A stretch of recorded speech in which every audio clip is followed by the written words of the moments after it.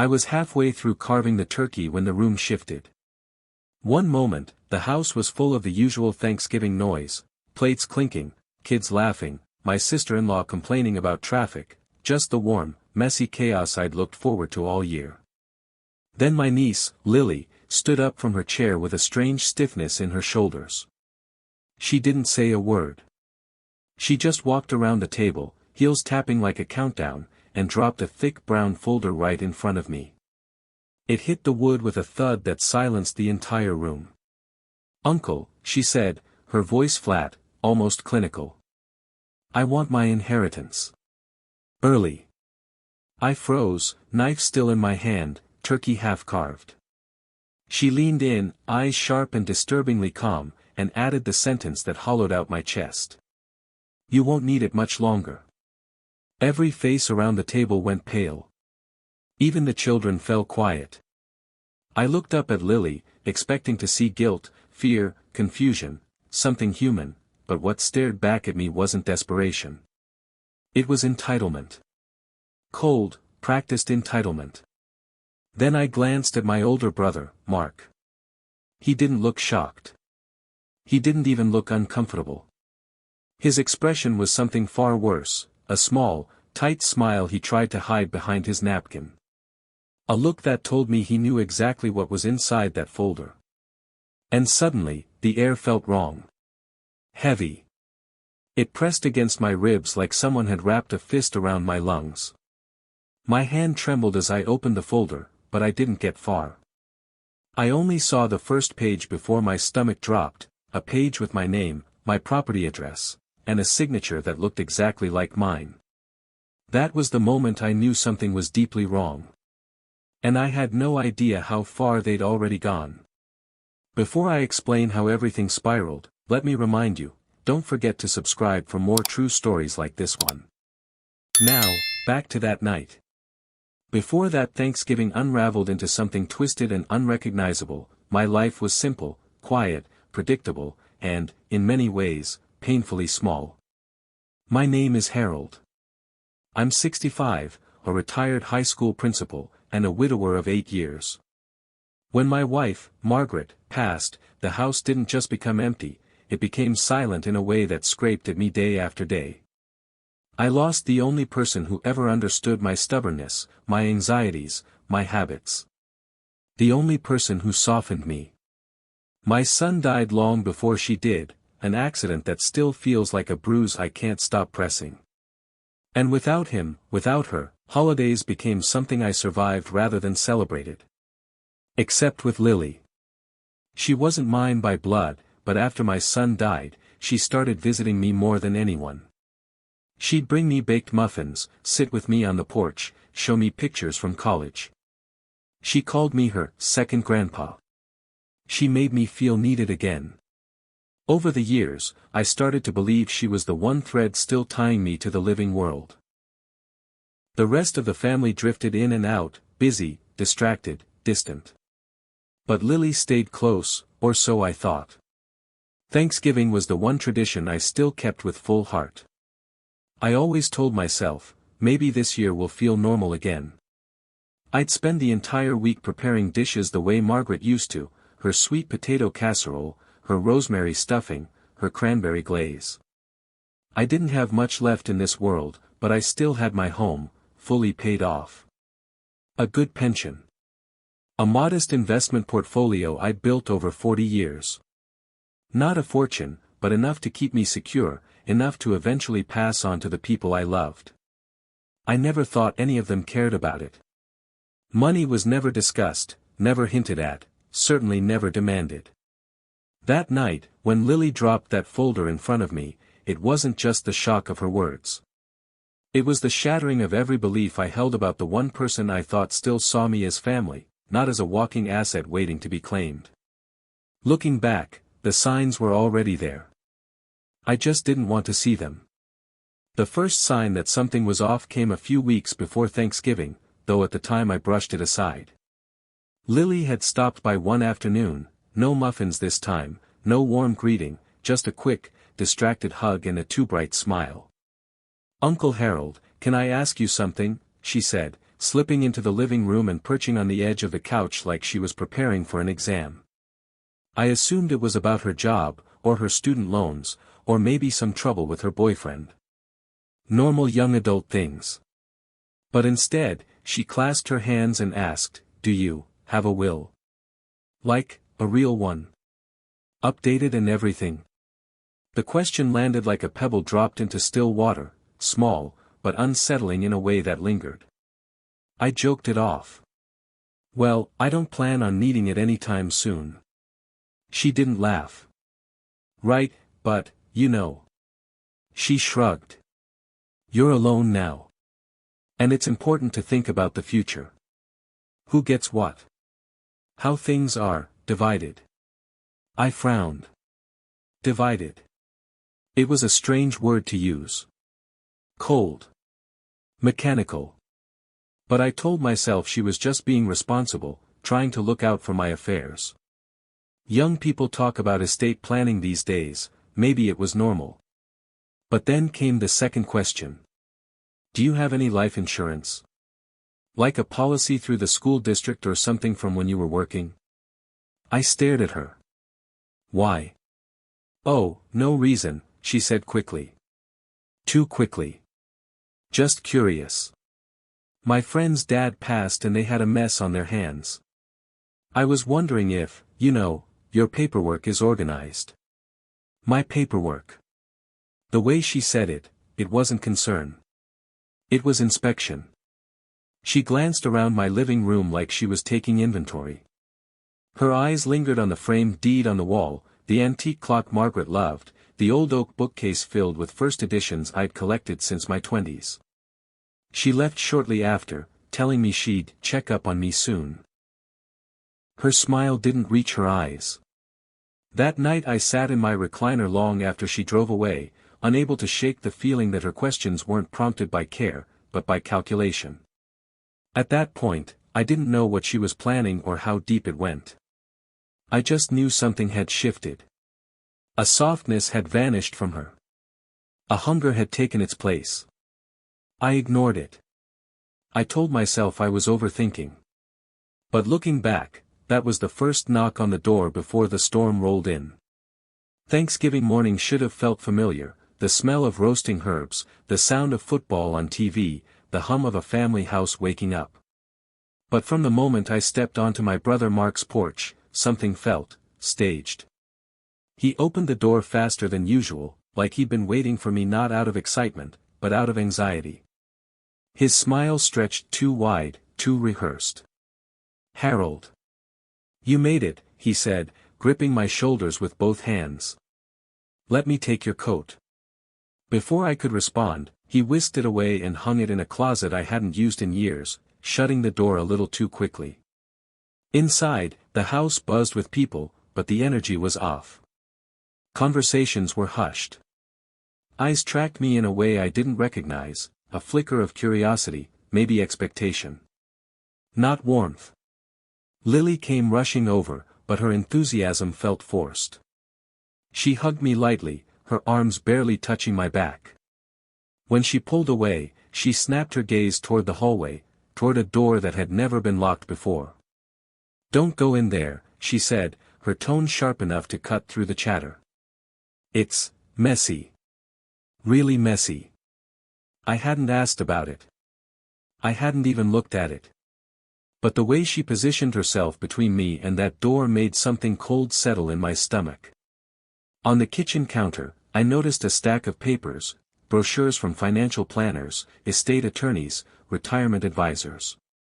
My name was scribbled on the top sheet. When Lily saw me looking, she darted over and shoved the papers under a cookbook. "Just something for Dad," she said too quickly. "Nothing to worry about." Mark kept guiding me away from rooms, steering me toward the living room like I was a guest instead of his own brother. Every time I tried to help with the cooking, he insisted I relax, as if my presence in certain areas was a threat. Then there were the whispers. I caught fragments as I passed by the kitchen, words like timing, documents, he'll sign, and just one more step. Each red flag was small enough to dismiss on its own. But together, they formed a pattern, one I didn't want to admit. I thought I was walking into a family holiday. But I was walking into a setup. I just didn't know it yet. Dinner began the way any Thanksgiving meal should, steam rising from dishes, chairs scraping against the hardwood floor, everyone pretending to be happier than they really were. It should have felt comforting. It didn't. Something sour hung beneath the smell of roasted turkey and sweet potatoes. I took my usual seat at the end of the table, the one Margaret always insisted I deserved. Head of the family, she used to say, with that proud grin of hers. Tonight, the chair felt more like a spotlight. Lily sat directly across from me. She barely touched her food, stirring it with slow circles, her eyes flicking toward me and then toward Mark as if waiting for a signal. He gave her one, a tiny nod I almost missed. Halfway through dinner, she cleared her throat. "Uncle Harold," she said, voice artificially sweet at the edges. "We need to discuss something. As a family." My fork stopped midair. Mark leaned forward, clasping his hands like he was about to lead a prayer. "It's important," he added, his tone too gentle, too polished. The room fell into a strange hush. Conversations died. Even the children quieted, sensing the tension that sliced through the air like a blade. Lily stood. Her face shifted. The friendly, affectionate niece I'd known for years vanished, replaced by someone colder, harder. She reached under her chair, pulled out that brown folder, and walked around the table with deliberate, heavy steps.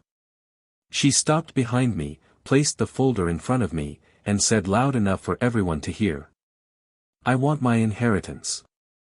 Now. Early." A collective gasp rippled through the room. My mind blanked. I thought I misheard her. I'd prepared speeches in my life, retirement ceremonies, graduation nights, but I'd never been truly speechless until that moment. I stared at her. What are you talking about?" Her expression didn't change. "Your estate. The house. The insurance. All of it. I deserve my share while you're still here. You won't need it much longer." The cruelty in her tone didn't match the girl who once cried on my shoulder over a failed math exam. But the people at the table weren't reacting with shock anymore, they were staring at me. At me, as though I were the one being unreasonable. Mark leaned back, folding his arms. "It's practical, Harold. You're on your own. You don't use half the space in that house anymore. We could put it to good use." My heartbeat hammered in my throat. "Put it to good use?" I repeated. "It's my home. It's our future," Lily snapped. "Why are you being difficult? Isn't family supposed to help each other?" That word, family, hit me like a slap. Family meant loyalty, patience, forgiveness. Not ambushing an old man at his holiday dinner and demanding he sign away the roof over his head. I opened the folder with trembling fingers. The first page was a typed statement, naming Lily as a beneficiary of everything. The last page? A signature line with my name already forged on a draft version. My vision blurred. "You forged my name?" I whispered. Lily's lips tightened. "It's just a draft. You were supposed to sign today. Don't make a scene." I pushed back my chair, the legs scraping sharply against the floor. I felt every eye on me, but all I saw was hers, the cold, expectant gleam in her gaze. She wanted me to fold. To surrender. To be grateful she was taking care of the estate. Instead, a cold quiet settled inside me. I didn't yell. I didn't argue. I simply said, no. The table erupted. Lily stood rigid, fists clenched. "You're making a mistake." Mark glared at me like a man denied a prize he'd been promised. "We'll talk later," he said, low and threatening. I didn't reply. I walked out. I didn't know it yet, but that refusal didn't just protect my inheritance. It exposed a plan already in motion, one they expected me not to survive. When I left Mark's house that night, the cold air hit me like a slap. I remember gripping the steering wheel in the driveway, trying to steady my breathing. The street was quiet, too quiet, and inside that silence, the reality began to settle like frost on glass. What Lily demanded wasn't just greedy. It was rehearsed. I drove home slowly, every turn feeling heavier than the last. My mind replayed her words, "You won't need it much longer," again and again until they started to sound less like a threat and more like a warning. I told myself it was shock twisting her meaning, but something deep inside knew better. When I stepped into my house, I expected the familiar ache of loneliness. Instead, an unsettling stillness greeted me, as if the walls themselves were listening. I set my keys down and noticed immediately, the small wooden bowl I keep on the side table was crooked. I'm a creature of habit, I place it the same way every single night. That bowl wasn't crooked this morning. I stood there for a long moment, staring at it, trying to convince myself I was imagining things. Maybe I bumped it earlier. Maybe it was nothing. But the feeling of being watched clung to me like a shadow. I went to bed early, but sleep wouldn't come. My phone buzzed non-stop, first Lily, then Mark, then Lily again. Voicemails, texts, missed calls. Each message was more frantic than the last. "Call me now. We need to talk about today. Don't make this harder, Uncle. We can fix this if you just listen." Fix what? Around midnight, an unfamiliar number called 3 times in a row. No voicemail. No message. Just silence. I placed the phone face down on the nightstand, but the dread stayed. Heavy. Slow. I felt it in my bones, the knowledge that Thanksgiving wasn't the beginning of a conflict. It was the moment their plan slipped. The moment they revealed a fraction of what they'd already set in motion. And the part of me that had spent a lifetime reading troubled students and anxious parents knew one thing for certain. People only panic like that when they're afraid of being caught. By the next morning, the uneasy pit in my stomach had grown into something heavier, something that wouldn't let me ignore it anymore. I woke up exhausted, the kind of exhaustion that comes from thinking in circles all night. I brewed a pot of coffee and sat at the kitchen table, staring at the rising steam, trying to make sense of the strange tension swirling around Thanksgiving and everything that followed. That's when I noticed another detail I couldn't explain. My mail, usually left neatly in the slot by the front door, was already spread out on the table. I never do that in the morning. I never touched it. A thin envelope lay on top, slightly torn at the edge, like someone had opened it and tried to smooth it closed again. My name was handwritten across the front. I slid the letter out. Inside was a document from a financial institution I didn't recognize, Silver Oak Lending. "Thank you for your inquiry," it read. "We have received your request for pre-qualification." My chest tightened. What inquiry? What request? I hadn't applied for anything. Not a loan, not a refinance, not a credit check. I hadn't even taken out a new credit card in years. I stood up so quickly my chair scraped across the floor. Something cold and electric shot through me. And for the first time since Thanksgiving, I let myself ask the question I'd been avoiding. What if someone was pretending to be me? I hurried to my home office and powered on my computer. My hands trembled as I logged into my online banking portal. Routine pages I'd viewed 1,000 times suddenly felt foreign and threatening. Then I saw it. 3 failed login attempts over the past week, from locations outside my state. My breath hitched. I clicked my savings account. Nothing unusual.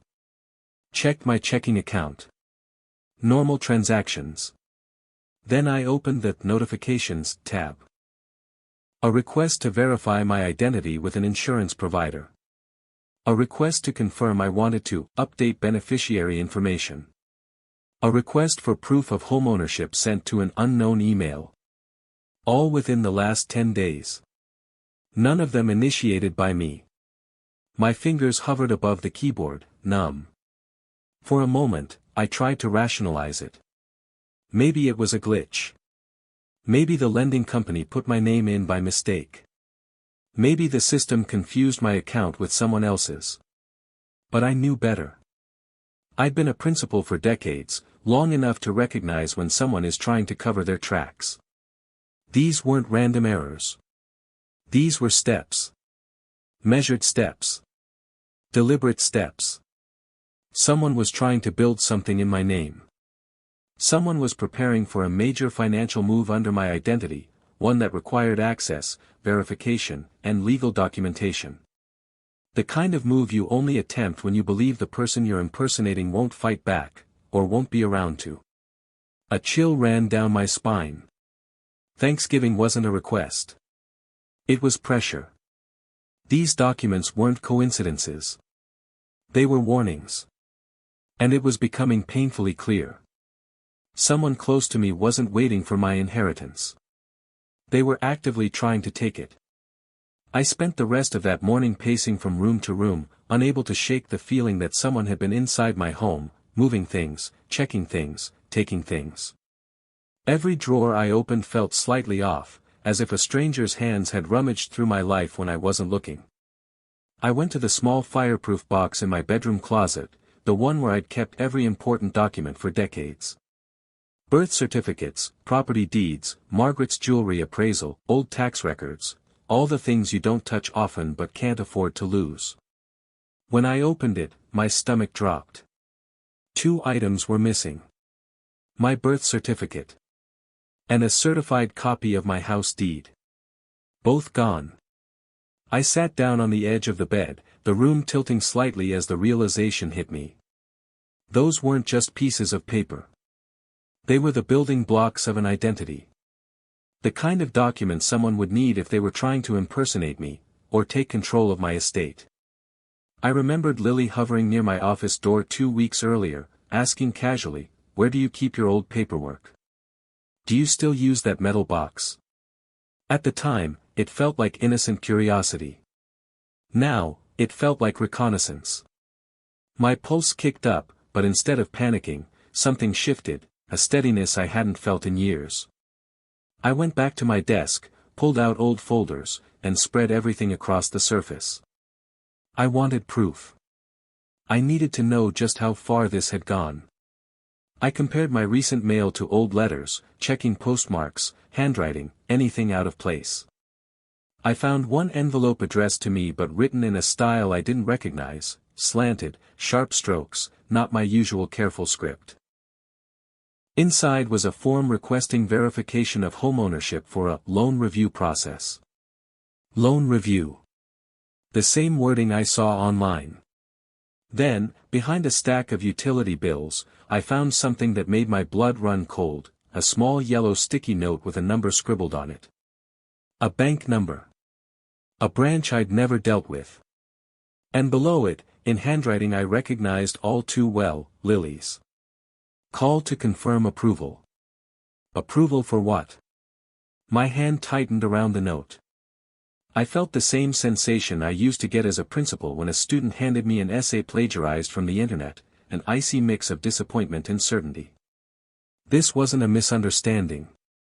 This wasn't accidental. This was planned. Someone had accessed my home. Taken my documents. Opened inquiries in my name. And based on that handwriting, my niece wasn't just waiting for her inheritance. She was building the foundation to steal it. The more I uncovered, the more I realized I was standing on the edge of something far darker than a pushy request for early inheritance. Lily and Mark weren't just circling my estate, they were digging their hands into my identity itself. But nothing prepared me for what I found next. After seeing the missing documents and strange inquiries, I decided to get to the bottom of it the only way I knew how, by checking my credit report. In 40 years, I'd only checked it a handful of times. My finances were simple, steady pension, modest investments, a fully paid-off home. I had nothing to hide, nothing to manage beyond basic bills. So when I pulled up the report and saw the first line, my breath caught in my throat. My credit score had dropped. Not by a little. By nearly 100 points. Impossible. I'd never missed a payment, never taken on new debt, never done anything to trigger a drop like that. A trembling unease crawled up my spine as I scrolled down. Then I saw it. A brand new account under my name, opened less than a month ago. A credit line with a financial institution I'd never heard of. A substantial limit. And worst of all, an alert requesting verification of ownership of primary residence. My house. My home. A wave of nausea hit me. I clicked into the account details, forcing myself to keep breathing. The document on file had my name, my birthday, my address. And then I saw the signature. At first glance, it looked like mine. The same looping H, the same slant, the same careful finish on the D in Harold. It was disturbingly close. A nearly perfect replica. But not perfect. The downward stroke on the R was too long. The spacing between my first and last name was too tight. Tiny inconsistencies, ones only a person who had been signing the same name for 60 years would notice. My own niece had forged my signature. I sat back, hand trembling, staring at the screen while the room seemed to tilt around me. For a long moment, I didn't feel anger. I felt grief, deep, hollow grief that pressed against my ribs. I remembered the child who used to fall asleep on my shoulder, who used to draw pictures for me on construction paper, who once told me I was her favorite grown-up. How did that girl turn into someone capable of this? I scrolled down further, and there it was, another request, this one labeled Beneficiary Update Confirmation. With another forged signature. But right beneath it, tucked in a small print, was a detail that made my blood run cold. Request submitted by Mark Elwood. My brother. The man who smiled at me across the Thanksgiving table while Lily demanded my inheritance. The man who watched me walk out of the house, silent and satisfied. The realization struck with brutal clarity, this wasn't Lily acting alone. This was coordinated. Calculated. They weren't waiting for anything. They weren't hoping for my cooperation. They were building a legal trail behind my back to strip me of everything. My identity. My home. My savings. And eventually, my life's worth.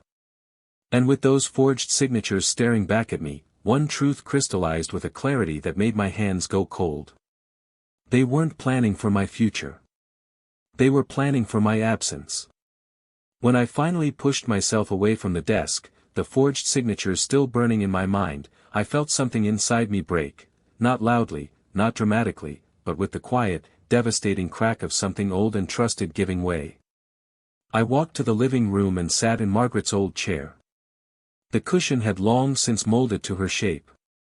Even now, 8 years after her passing, when I leaned back, I could almost feel her presence, warm and patient.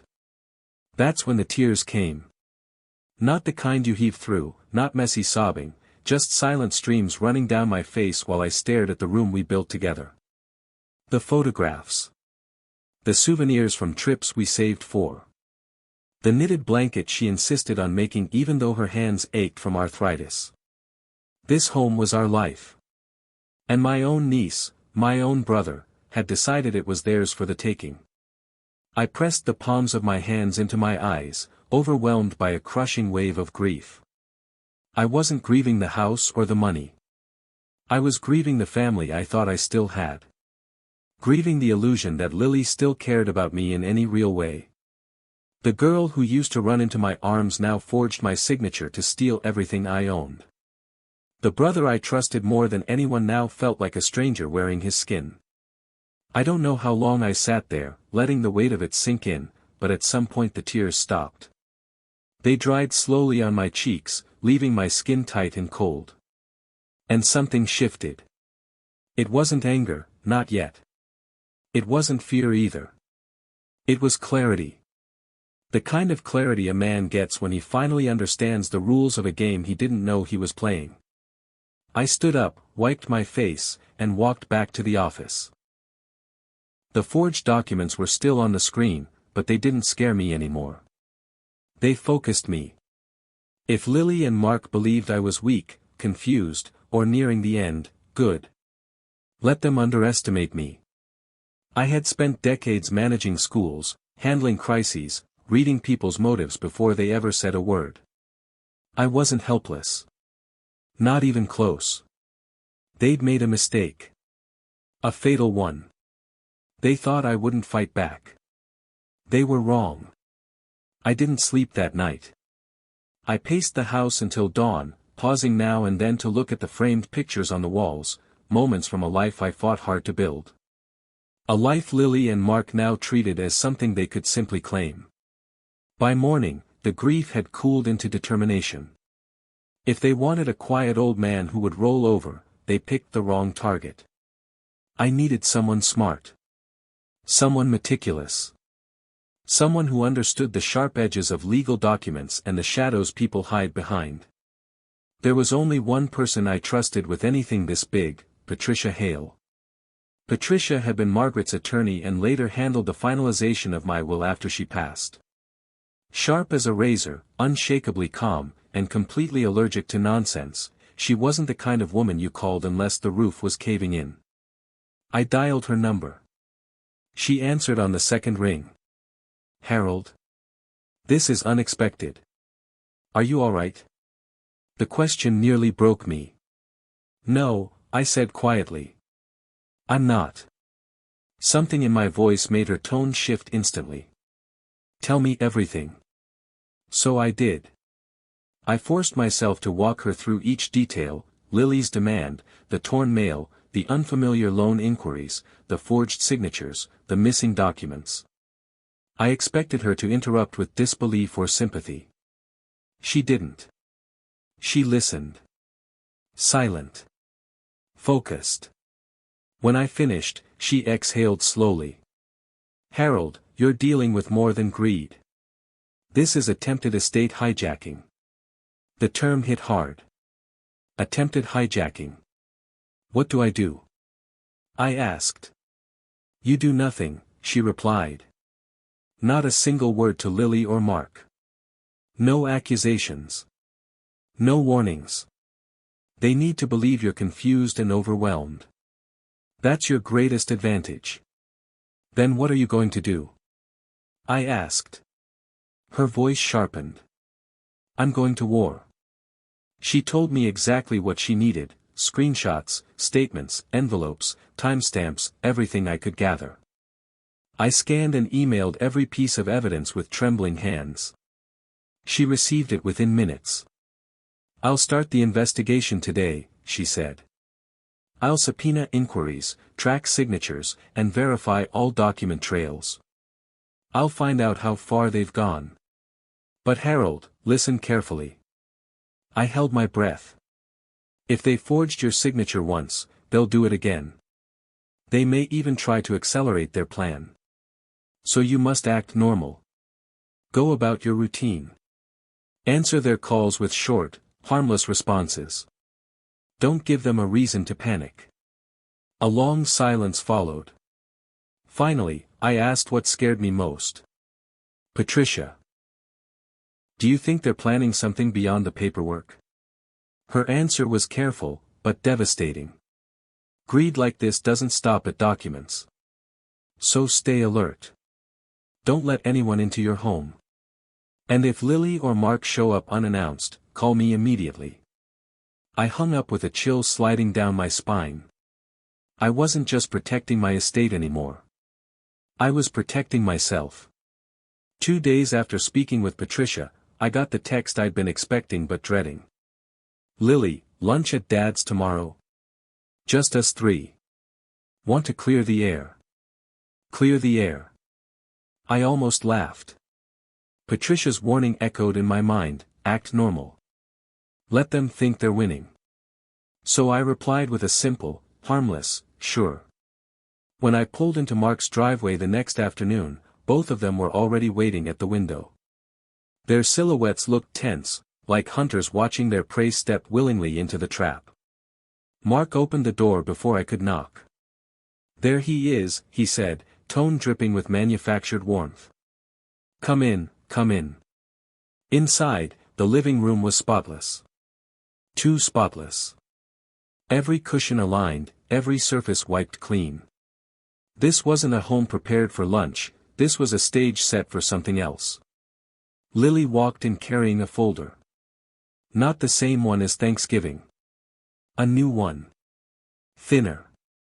Fresh. She forced a smile. "Uncle Harold, we just wanted to make things smoother. We all said things we didn't mean the other night." Funny. I didn't recall raising my voice or demanding someone else's property.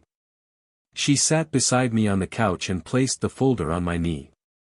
"These are just some routine documents," she said lightly.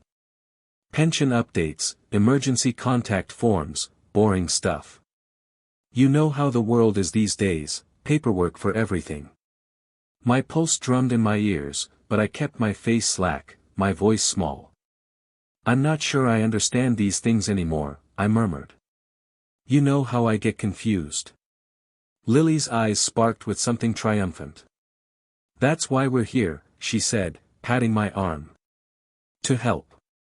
Mark sat across from us, pen in hand, flipping through the pages like a man reviewing merchandise. "Just sign where Lily marked," he added. "We'll handle the rest." I opened the folder casually, pretending to skim the pages while actually looking for one thing, the tab Patricia warned me about. The power of attorney. Control of my estate. Authority to act on my behalf. And sure enough, it was buried halfway through the stack. I closed the folder gently and handed it back.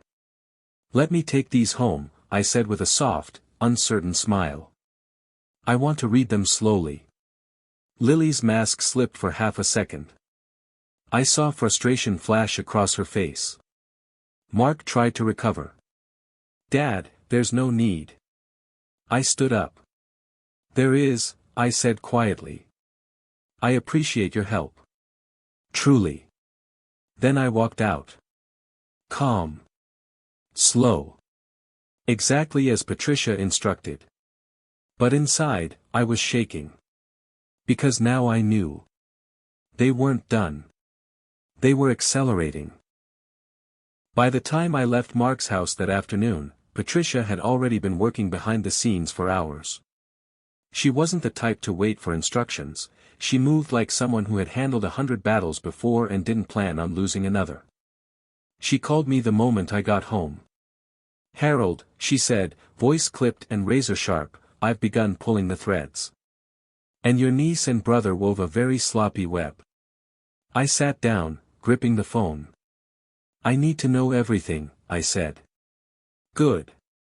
Then listen carefully." The first thing she uncovered was the paper trail behind the forged loan inquiries.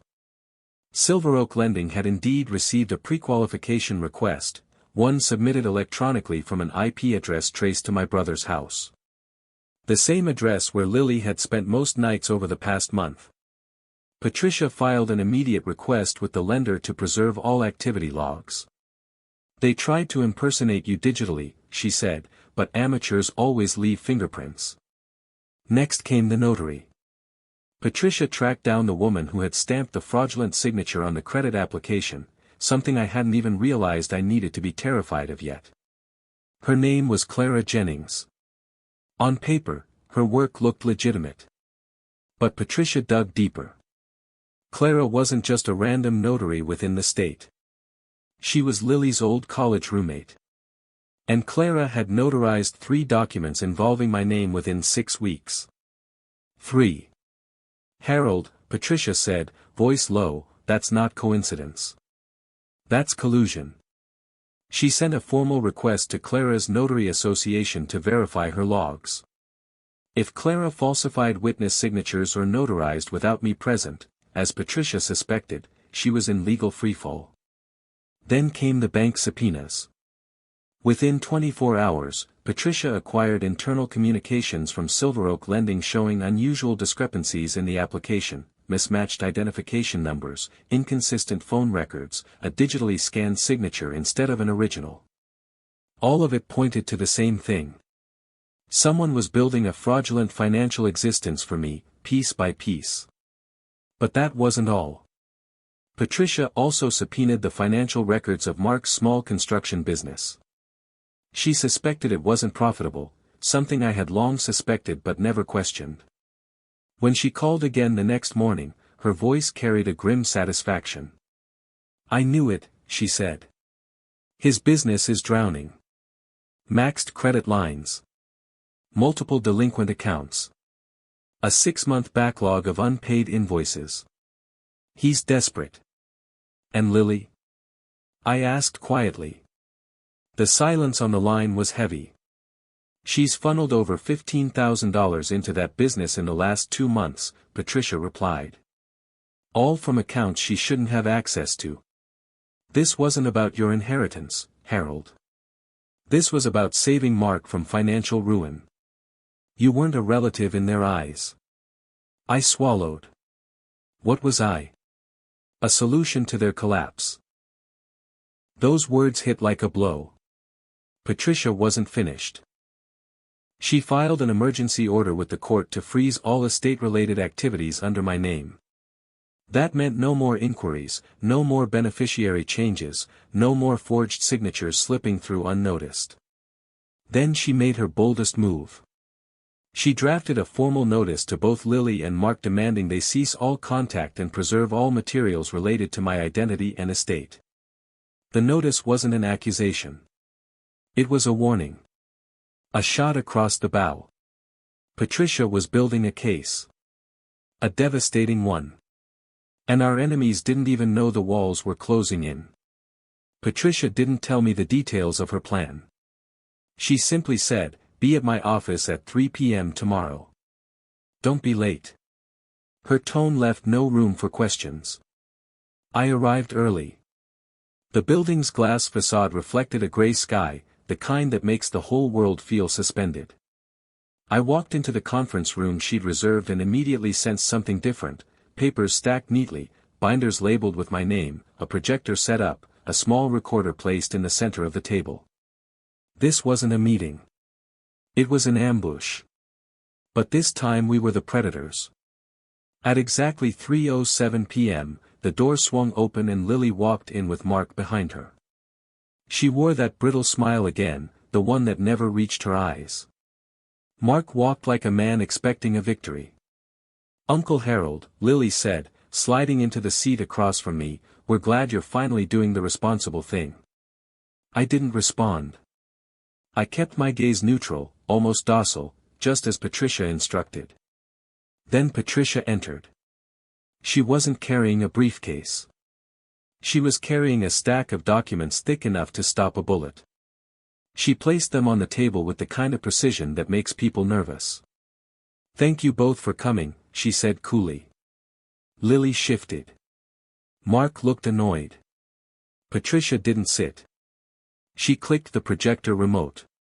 The first slide lit up the wall. A copy of the loan pre-qualification request. My forged signature at the bottom. Lily stiffened. Mark inhaled sharply. Patricia spoke calmly, almost casually. "Let's start here. An identity verification request submitted electronically from your residence," she nodded at Mark, "on October 18, IP address logs confirmed."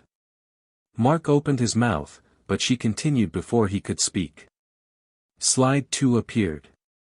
The notarized credit application. Stamped.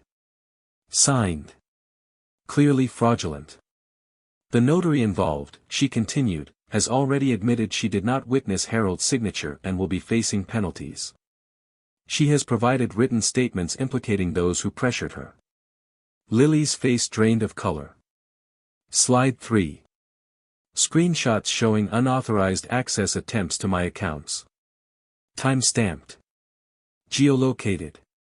Patricia stepped closer to them, voice still calm. "These constitute attempted financial exploitation of an elder. A felony. Punishable by prison time, and full restitution." Mark swallowed hard. This is a misunderstanding. No, Patricia said, her tone finally sharpening. This is calculated fraud. Slide 4. Communication records between Lily and Clara, the notary. Payment transfers. Messages referencing the documents. Lily's lips trembled. That's taken out of context. Patricia ignored her.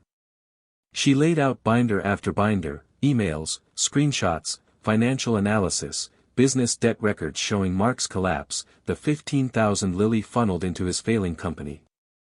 Every piece of their scheme stripped bare, exposed under fluorescent light. Then Patricia finally sat, folded her hands, and delivered the blow. You targeted a 65-year-old widower because you assumed he was isolated, grieving, and easy to manipulate. You forged his signature. Accessed his accounts. Attempted to alter his beneficiary status. And pressured him to sign away his property. The silence in the room was suffocating. Then Patricia slid 2 documents across the table toward them. These are your options, she said. Option 1. Sign formal declarations relinquishing any claim, present or future, to my estate. Agree to no contact conditions. And cooperate fully with ongoing investigations. Option 2. Face charges for fraud, forgery, conspiracy to exploit an elder, and identity theft. Lily's breathing hitched. She looked at Mark with wide, panicked eyes. Dad, what do we do? Mark looked at me, really looked at me, for the first time in years. Not as his brother. Not as the man he thought he could corner. He looked at me like a man realizing the ground beneath him had collapsed. You set us up, he whispered. No, I said quietly. You set yourselves up. Patricia tapped the table. Choose. Now. Lily broke first. Tears spilled, her hands shaking as she reached for the pen. I'm sorry, she whispered, barely audible. I didn't mean. Patricia cut her off. Don't apologize to me. Mark hesitated longer. Pride battled panic in his eyes. But when Patricia began gathering the documents, the first sign she was preparing for legal escalation, he snatched the pen and signed with trembling rage. When it was done, Patricia collected their statements, sealed them, and stood. This meeting is over. Lily sobbed quietly. Mark stared at the floor, jaw clenched. I stood slowly, steady on my feet. Neither of them looked at me as I walked out. They had come expecting to seize my life. Instead, they watched it slip through their fingers, because the man they thought was weak turned out to be far stronger than their greed. When I stepped out of Patricia's office, the late afternoon sun was sinking behind the buildings, turning the sky a muted gold. I stood there for a moment on the sidewalk, letting the warmth cut through the last remnants of adrenaline. For the first time in weeks, maybe months, my breath came easily. It was over. Not the grief. Not the betrayal, not the ache of realizing the 2 people I'd trusted most had seen me as an opportunity instead of family. That wound would take time. But the danger, the threat to my home, my identity, my life's work, that part had finally been buried. I drove home slowly, watching the streets pass by like they belonged to someone else. When I walked into my house, the familiar smell of old books and lemon polish greeted me. It didn't feel haunted anymore. It didn't feel invaded. It felt mine again. I sat down in the living room, in Margaret's chair. For once, the silence didn't sting. It settled around me like a blanket, calm, steady, unthreatening. I realized then how long I'd been holding my breath since that Thanksgiving dinner. How long fear had been living in the corners of my home. No more. Later that night, I called Patricia to thank her. She didn't let me finish. Harold, she said, you did the hardest part. You survived people who expected you to crumble. After the call, I made myself a cup of tea and walked through the house, room by room. I wasn't checking for intruders. I wasn't looking for missing documents. I was reclaiming my space. I thought about my will, the one Mark and Lily tried to forge, twist, and claim. I knew what I would do with it now. I would leave everything to people who actually cared. Friends. Former students. Charities Margaret supported. Anyone who understood kindness better than my own blood did. As I prepared for bed, I felt something unfamiliar rising in my chest, peace. Hard-earned, scarred, but real. I didn't lose my home. I didn't lose myself. I simply lost the people who didn't deserve me. In the quiet that followed all those weeks of chaos, I realized something unsettling but undeniably true: family isn't defined by blood. It's defined by loyalty, by who stands with you, not who stands to gain from you.